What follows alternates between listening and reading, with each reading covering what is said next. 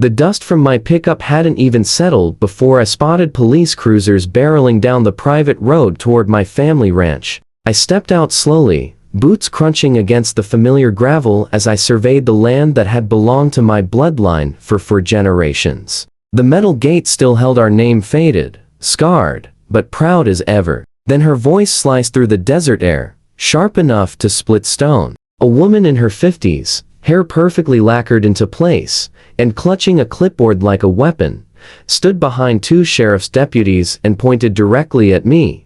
"That's him," she screeched with full, righteous fury. "That's the trespasser I called about. He's been lurking around this abandoned property all morning." I kept still, hands visible, posture relaxed. 20 years in special operations had taught me that the loudest voice in the room was usually the least dangerous one. The deputies approached with caution, hands resting on their duty belts, eyes measuring me. What the woman didn't know, what she had no way of knowing, was that I wasn't some suspicious drifter. I was Cole Garrison, the legal owner of every square inch she was standing on. And I had just returned from a mission so classified that even local law enforcement wasn't cleared to know where I'd been for the past 8 months. My name is Cole Garrison, and I inherited Garrison Ranch from my grandfather when I was 25. My story begins with the land itself, 800 acres of untouched, pristine Nevada countryside, complete with natural springs, canyon ridges, and endless views. Since 1942, it had been our refuge, our identity, our compass. When I enlisted straight out of high school, deploying again and again to places that officially didn't exist, the ranch always stayed rooted in my mind as home. For 2 decades, I served in a string of special operations assignments, often disappearing for months at a time. 8 months ago, received another set of orders, high priority, classified, need to vanish now. I can't tell you what the assignment was, and it doesn't matter. What matters is that before I left, I placed the entire ranch under the care of a property management company known for handling the homes of deployed service members. Their job was simple: keep the land secure, deal with any issues, and maintain absolute discretion. I paid them well. Everything was put in order: property taxes paid 5 years ahead, utilities set on autopay, security systems monitored, maintenance schedules arranged. Then I disappeared again, as I always did. What I didn't know was that 3 months into my deployment, a brand new housing development sprang up next to my property. Sunset Hills Estates, complete with an HOA and all the petty bureaucracy those 3 letters tend to attract. The star of this operation, and the engine behind its overreach, was its newly elected HOA president, Patricia Kellerman. Though from what I would later hear, everyone called her Karen behind her back, and soon understand why.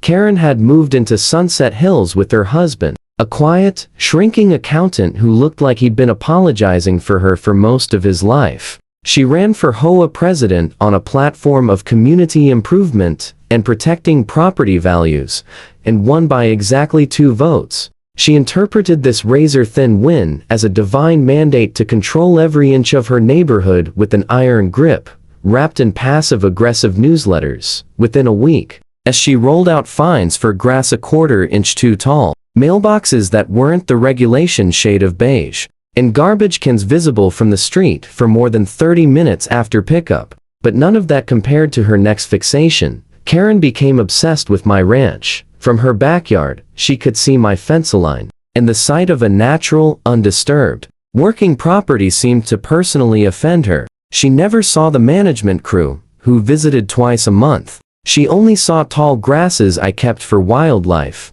the lack of decorative landscaping, and the absence of daily activity. In her mind, my ranch wasn't protected land maintained in its natural state. It was a blight on her manicured kingdom. She started small, sending HOA violation letters to my property, oblivious to the fact that her HOA had 0 jurisdiction over land established 80 years before Sunset Hills ever existed. Those letters, forwarded to a military post office box I couldn't access from my deployment location, naturally went unanswered. So she escalated. She filed complaints with the county, claiming the ranch was abandoned. She called code enforcement about imaginary violations. She even tried dragging the health department into it, insisting that my natural pond was a mosquito breeding hazard. Every agency investigated, found the property maintained and paid up, and dismissed her complaints. But instead of backing down, each rejection only sharpened her obsession. She dove into property law with the enthusiasm of a first-year law student armed with half-understood internet articles. She became convinced she'd found a loophole according to her misinterpretation of adverse possession laws. If a property looked abandoned for 6 months, she could claim it. That's when Karen made her first major mistake. She marched into the county office and filed official paperwork claiming my ranch as unclaimed land eligible for reclamation. The county clerk, who had known my family for decades, tried telling her she was wasting her time, but Karen insisted, paid the filing fee with a smug grin, and walked out believing she had just expanded her HOA by 800 acres. Then she made it worse. Emboldened by paperwork she didn't understand, she hired a fencing crew to install chain link fencing along a new boundary she had invented, seizing 40 acres of my land and declaring it Sunset Hills community space. She posted signs, scheduled HOA events on my property, even planned a 4th of July barbecue and a community yard sale on land she didn't own. Not everyone in Sunset Hills supported her. Robert Dalton, a retired judge living 3 houses down, tried warning her she was trespassing at best and flirting with fraud at worst, but Karen brushed him off. She didn't need advice, not when she thought she was building her empire. She snapped at him, accusing the retired judge of jealousy and sabotaging her leadership, even threatening him with HOA fines for daring to question her authority. After that, most neighbors kept quiet, unwilling to risk becoming her next target. Meanwhile, halfway across the world, I was finishing a classified operation, completely unaware that a suburban Napoleon was in the middle of attempting a land grab on my family ranch. It wasn't until I finally reached a secure facility with an internet terminal that I received an encrypted message from my property management company. They'd been trying to reach me for weeks about an urgent situation that demanded immediate attention. The message lacked specifics, but the tone was enough to make me accelerate my return home. I landed at Nellis Air Force Base at 0300 on a Tuesday morning. By 0800, I was behind the wheel of my old pickup, driving the familiar desert roads toward the ranch I'd been away from for 8 months. 2 weeks and 3 days. As I neared my property, the newly constructed development was impossible to miss. Identical houses with copy-paste lawns sprawled across land that had once been open desert. But the real shock waited at my gate. A bright yellow sign was zip-tied across the metal bars, "Property of Sunset Hills HOA, no trespassing." Bandit. I spotted the chain link fence slicing across my land, and, near my grandfather's old windmill, what looked like picnic tables arranged for some kind of neighborhood event. I felt the anger rise. But 2 decades of training reminded me that intelligence comes before action. So I parked my truck and began recon on my own property like it was a compromised mission site.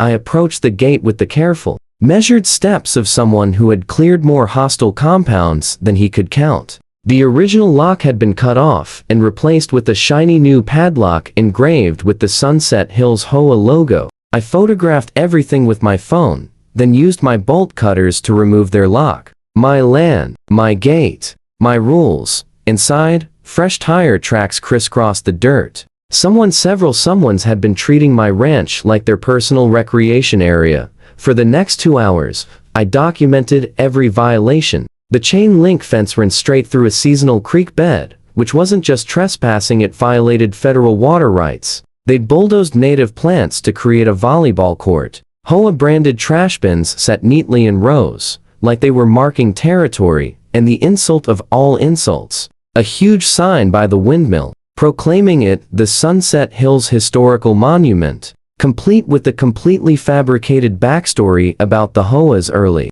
settlers. I was snapping photos of that ridiculous sign when I heard engines approaching fast. Dust billowed up from the road. 2 sheriff's cruisers rolled in with lights flashing, coming to a tactical stop. Deputies stepped out with their hands resting on their weapons. Right behind them, in a spotless white SUV, came Karen. She practically launched herself from the vehicle before it had stopped moving, face flushed with fury and triumph. She jabbed her finger toward me with dramatic flair and shrieked, "That's him. That's the trespasser I called about. He's been lurking around this abandoned property all morning. He cut our lock and broke into our community space." The lead deputy, his stripes marking him as a sergeant, approached me with caution. His hand hovered near his pistol, but his expression leaned more toward confusion than threat. He spoke in a steady, professional voice. "Sir, I'm going to need to see some identification. We received a report that you're trespassing on HOA property." I stayed perfectly still, hands visible, and answered calmly, "Sergeant, happy to comply. I'm reaching for my wallet now." I slowly retrieved my ID and handed it over. "My name is Cole Garrison. This is my ranch. I've just returned from an 8-month deployment." He studied my military ID and Nevada license. When he saw the clearance level on my military credentials, his expression noticeably shifted. Meanwhile, Karen buzzed behind him, practically vibrating with impatience. "Why are you stalling?" she barked. "Arrest him. He's trespassing on HOA property. I have the documentation right here." Her voice hit a pitch that probably registered on seismographs. The sergeant raised one hand to silence her, then turned back to me. "Mr. Garrison, can you prove ownership of this property?" "I can do better than that," I replied. "May I retrieve documents from my truck?" He granted permission, and I walked to my vehicle, retrieving a secured folder I always kept under the seat. Inside were copies of the deed, property tax receipts, and something else, a document that made the sergeant's eyes widen. A Department of Defense letter, on official letterhead, stating that this property was the registered home of record for an active duty service member with TS or C clearance. Everything about the sergeant's demeanor changed in an instant. He handed the folder back, squared his shoulders, and turned to Karen with a very different tone.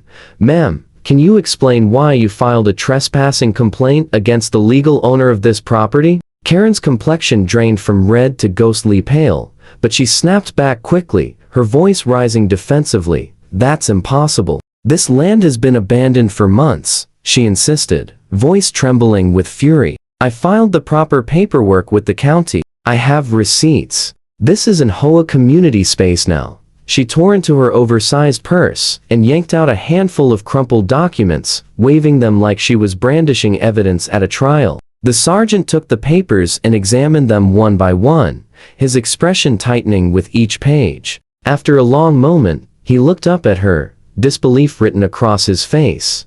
"Ma'am," he said carefully, "these documents don't transfer ownership of anything. This is just a filing receipt, and it clearly shows the claim was rejected."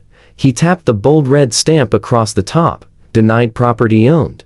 Did you not see this?" Karen snatched the paper back and stared at the stamp as if it had magically appeared. Then, with a sudden burst of confidence, she declared, "That's just a formality. My lawyer said adverse possession applies after 6 months of obvious use. We've been maintaining and improving this abandoned land. I couldn't help myself." "Maintaining?" I said, letting a bit of amusement slip into my tone. "You mean trespassing?" "Improving," I added. "You mean vandalizing?" In Nevada, adverse possession requires 21 years of continuous, open, notorious use, not 6 months of wishful suburban fantasy.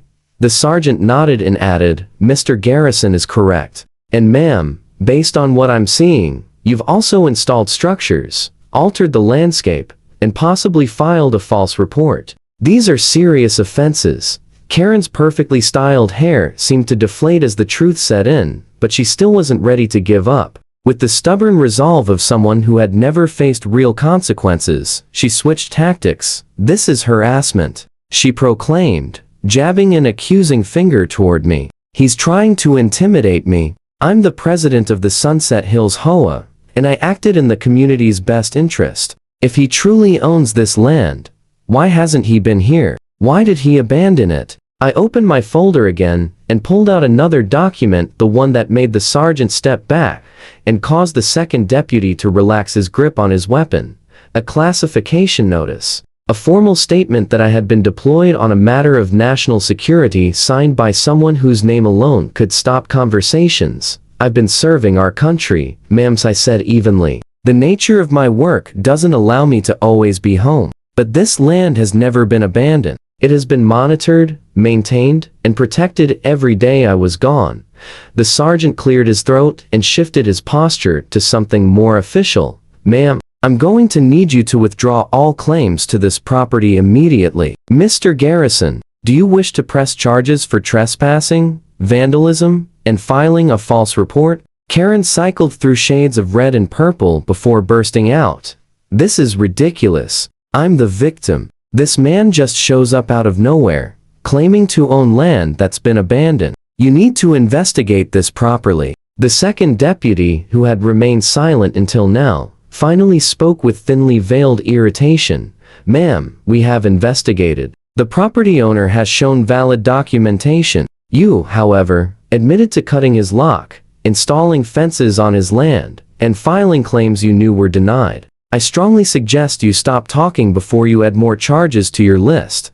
But Karen was far past reason. Years of unchecked power in her tiny HOA kingdom had convinced her that her will was law. She whipped out her phone, hit record, and raised her chin dramatically. I'm documenting this harassment by local law enforcement and a suspicious individual claiming military connections. My followers on the Sunset Hills Facebook page will hear. The sergeant sighed and turned to me. Mr. Garrison, I apologize for this entire situation. Given the evidence, I strongly recommend pressing charges. We'll need to document everything. I appreciate that, Sergeant, I said. But first, I need to make a call.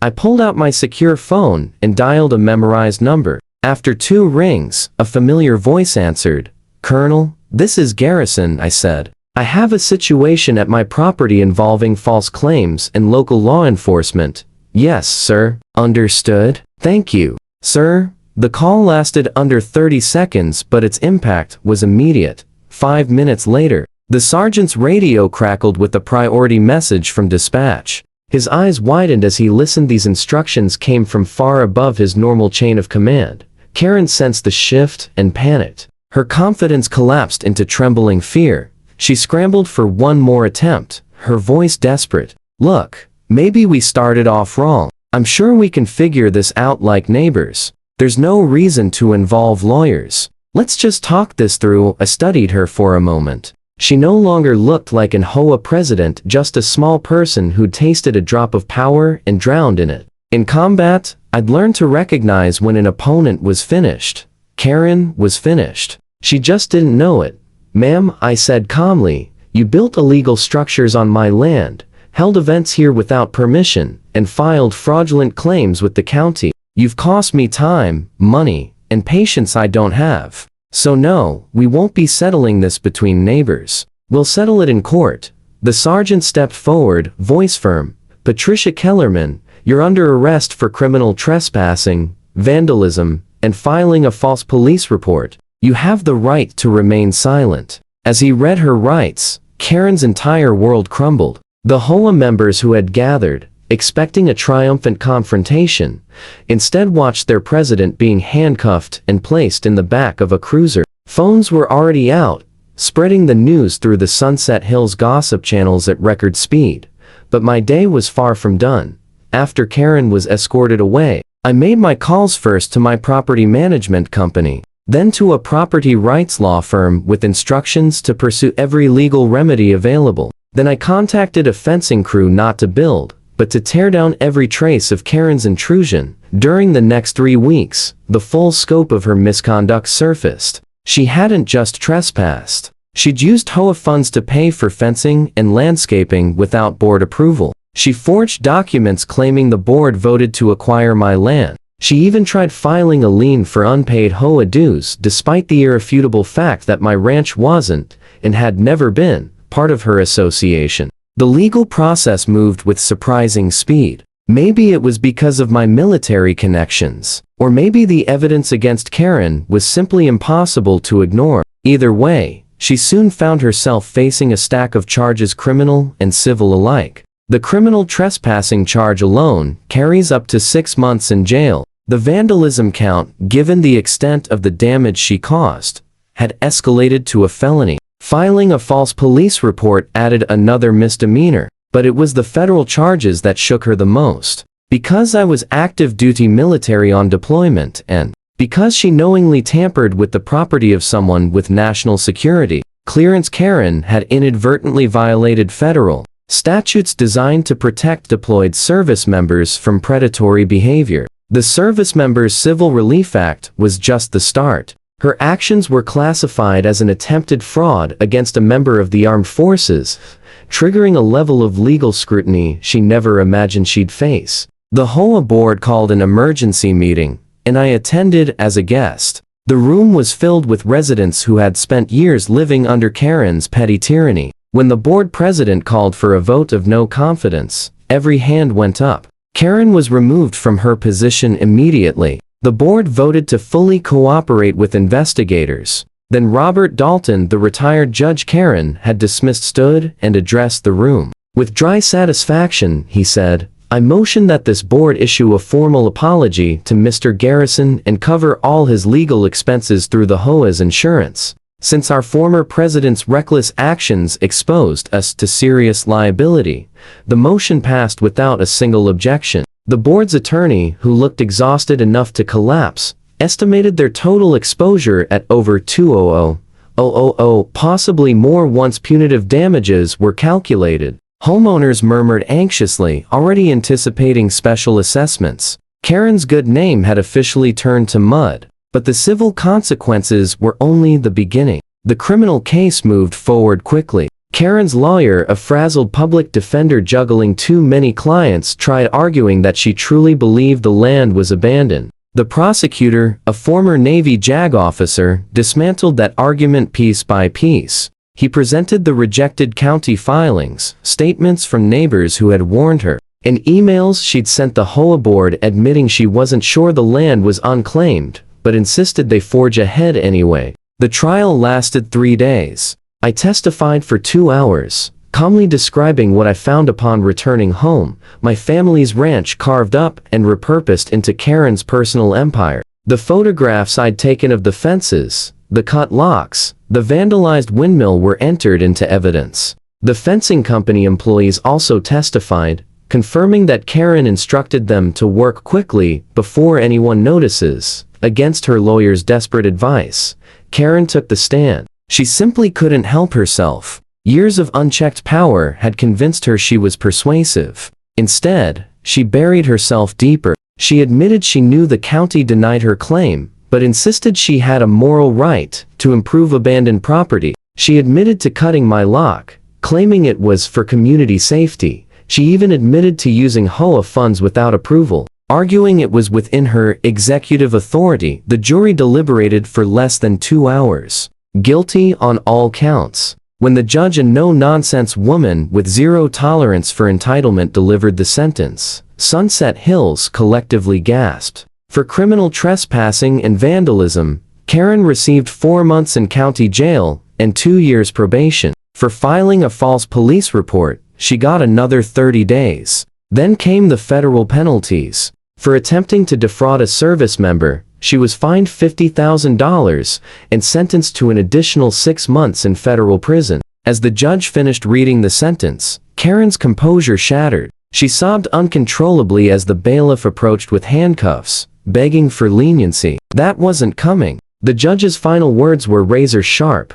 "Mrs. Kellerman, you abused your authority, violated federal protections for service members, and showed no remorse until confronted with consequences. This sentence reflects the seriousness of your actions and will serve as a warning to those who believe deployed military personnel are easy targets." While Karen was still in custody, her husband filed for divorce. The civil suits financially ruined both of them. She lost her real estate license after her conviction. Their home was sold to pay attorneys' fees and fines. And in the ultimate twist of irony, the new HOA board voted to ban her from Sunset Hills permanently. The last time I saw her was at the final civil damages hearing. She looked like a shadow of her former self, gray roots showing, dressed plainly, all the fire gone. When the judge announced a final judgment of $375,000, she didn't argue. She simply lowered her eyes, finally understanding the true cost of her self-appointed reign.